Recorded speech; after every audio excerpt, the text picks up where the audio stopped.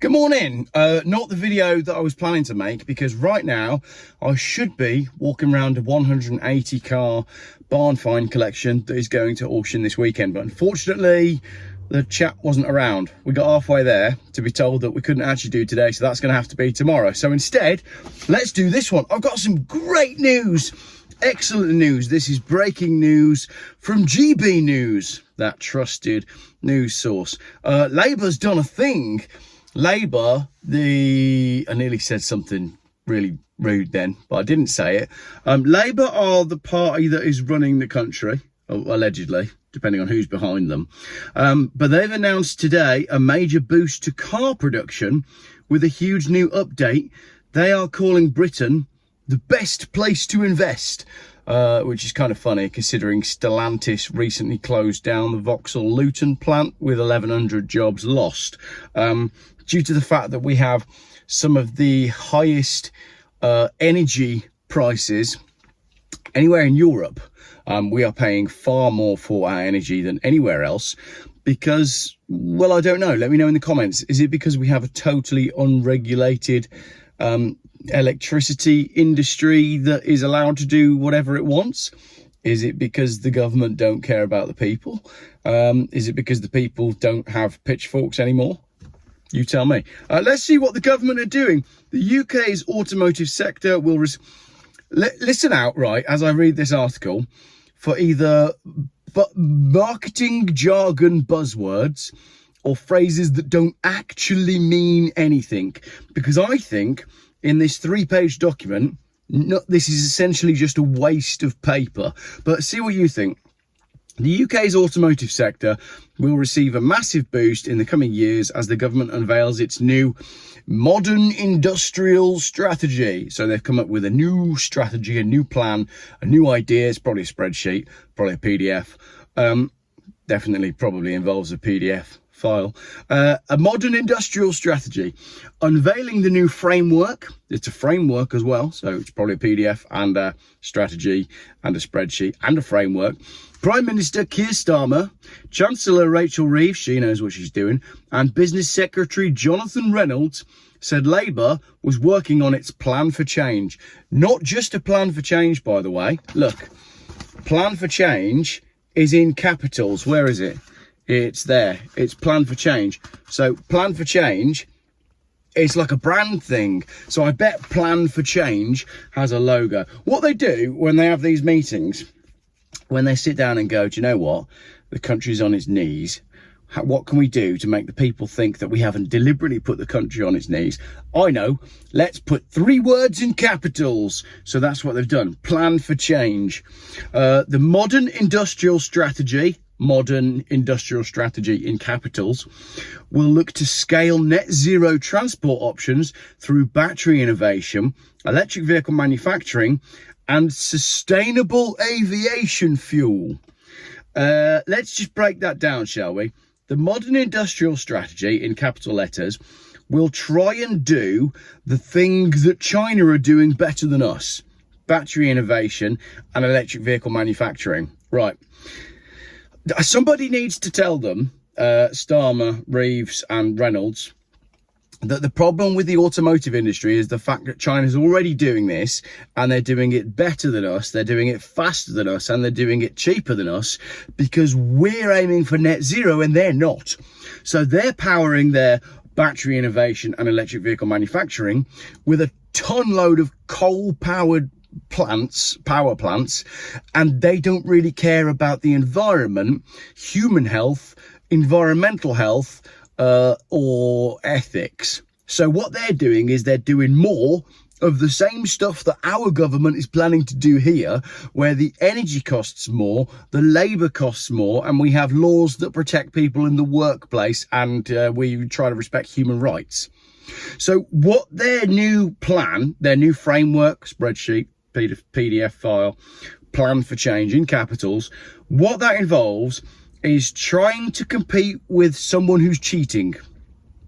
That's basically it, isn't it? Let's go. Oh yeah, and I haven't even talked about sustainable aviation fuel. Sustainable aviation fuel. That's a video all on its own, isn't it? That is a video all on its own. Let's carry on. The development of the new strategy will build on funding available from the, wait for it, all capitals, Automotive Transformation Fund. Where's the Automotive Transformation Fund come from? And then we've got a photo of a load of, I think they're Vauxhall Astras and a Nissan Juke being made there. And the caption is, the new modern industrial strategy, all capitals, aims to boost electric vehicle manufacturing. And that's a photo of a whole load of diesel Astras that are destined to become taxis that aren't allowed in low emission zones. The Automotive Transformation Fund, was instrumental in securing a £250 million investment from Vishay to build a new semiconductor cluster in Newport. I probably should have researched who Vishay are, but Newport is an old, well, there was a power plant in Newport in Wales, wasn't there? We shut it down to save the planet. So what we're going to do is we're going to reinvest in stuff to try and compete with a country that's cheating. Batteries also play a crucial role in the future of British manufacturing, with the industry being prioritised for having the greatest growth potential. So we're going to do batteries now. We're going to be a battery nation. It added that the government would partner with industry to implement the aims of the industrial strategy. What does that mean? The government will partner with industry to implement the aims of the industrial strategy. Implement the aims of the industrial strategy. The industrial strategy, which is the modern industrial strategy, which is the spreadsheet. So the government are going to sit down with the heads of business and they're going to tell them about a spreadsheet they made, but they're not going to sit down with like businesses that matter, are they? That probably means they're going to sit down with one hedge fund and talk about how I just feel let's carry on. This will be completed by funding commitments and joint industry government groups such as the Automotive Council and the UK Battery Strategy Task Force. So far, we've got the Automotive Council, the Automotive Transformation Fund, a plan for change, a modern industrial strategy, and now the UK Battery Strategy Task Force. But we haven't yet learned anything about what any of these people are doing that impacts actual real people. The new strategy also references the government's decision to refresh the zero emission vehicle mandate. So the mandate is what forces manufacturers to make mostly zero emission vehicles and penalizes them when they sell cars that aren't zero emissions, which is what's handing the automotive industry to China, because we can't compete with China because of all the things that I said when I was talking about China. The zero emission HGV and infrastructure demonstrator is being used to introduce hundreds of battery electrical and hydrogen fuel cell vehicles. That's all in capitals. So the zero emission HGV and infrastructure demonstrator is a thing. That's a name. What is the zero emission HGV and infrastructure demonstrator? Is it a vehicle? Is it Optimus Prime? Is it an idea? Who noted that HGVs will also benefit from the Lower Thames Crossing development, with 4.4 million vehicles expected to use the route in its first year of operation. What noted? The zero emission HGV and infrastructure demonstrator noticed that? Or was it the Automotive Council or the UK Battery Strategy Task Force that noted that the Lower Thames Crossing is going to help? Let's carry on. Mike Hawes, Chief Executive of the Society of Motor Manufacturers and Traders. Okay, I know who they are. That's okay. He said that the UK's number one priority must be to address the high cost of energy, which is where the video started with me saying that the UK is being ripped off on energy prices. He said this would enable the sector to invest in technologies and people that will give the country a competitive edge. The industry boss, I assume we're still talking about Mike Hawes here, said the publication of an industrial strategy, that is the modern industrial strategy, the spreadsheet thing that they're going to sit down and talk to companies about, one with automotive at its heart, is the policy framework the sector has long sought and the government has now addressed. the policy framework the sector has long sought. The automotive sector is looking for a policy framework that tells them what to do and how to work around. And he's saying that the government have now addressed it, but they haven't yet done anything. What they've done is they've come up with, they've capitalised plan for change, and they've said that we've got a modern industrial strategy that will help us make more battery stuff that China's doing. So I don't really see how the government has addressed that. Mike carries on. Such a strategy, long-term, aligned to a trade strategy and supported by all of government, is the basis on which the UK automotive sector can regain its global competitiveness. What he's saying is he needs the government to outline what they actually want so that they can build cars that comply with what the government wants, and that doesn't involve the government changing its mind every 5 seconds or ensuring that all the citizens of the country are bankrupt and they then can't buy the products that the automotive industry produces because A, they don't want them because they don't want electric cars, and B, they can actually afford them because they've got some pocket money left. Making the UK the best place to invest now depends on implementation, and implementation at pace. It needs doing now, is what he says, because investment decisions are being made now against a backdrop of fierce competition and geopolitical uncertainty, which means big businesses don't want to invest in England because they think the Labour government is absolutely nuts, because they can see it crumbling in front of their eyes. And we haven't even mentioned grooming gangs.